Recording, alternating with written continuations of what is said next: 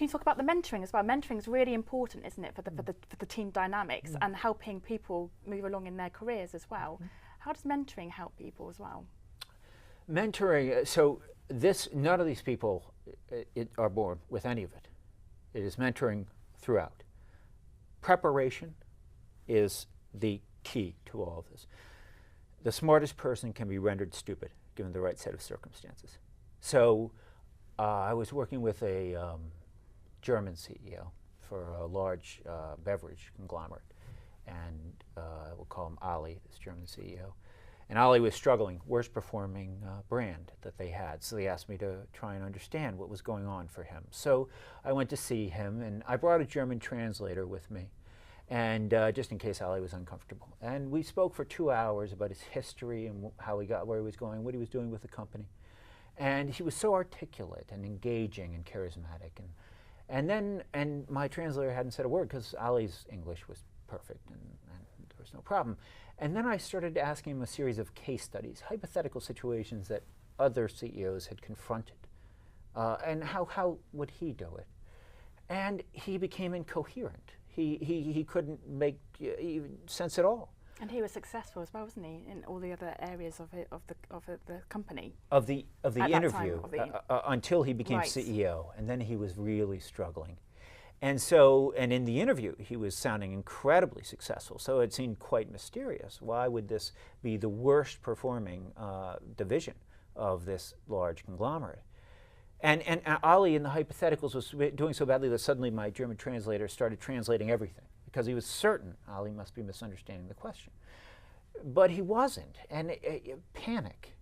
I knew he wasn't, because panic looks the same in Chinese, in German, in Italian. It doesn't matter. You can smell panic. What was happening is preparation, is that Ali had not been prepared for the pressure that happens when you're chief executive of a company in a time of change.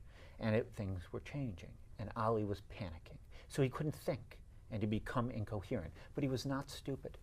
He was not stupid. He was unprepared. So mentorship is so essential to helping people stretch and experience success in a slightly elevated role of pressure until it becomes second nature. And then you stretch them a little bit more. But you take the most talented person in the world and throw them in the deep end, and they will drown. It doesn't matter how talented they are. If you throw them with no preparation or training, they will drown. It's up to the mentors to actually make sure that that person was successful. It was Ali's mentor who failed him. It was not Ali. And I just wanted to ask, I think everyone would be wanting to ask this question actually, who inspired you most when you're interviewing these CEOs? I was most struck by how positive they are. I don't know if there was any one of them that inspired me more than that in my history, I think in many people's history, that my teachers and professors and my mentors were very tough mentors. And it was a sort of an ethic that was very common and still is, that you teach people not by pointing out how well they did, but by what they could have done better over and over again. It doesn't matter how well I did. It's you really screwed that. Next time, that's how they taught. But what I was so struck by was how positive these people are. And why was that?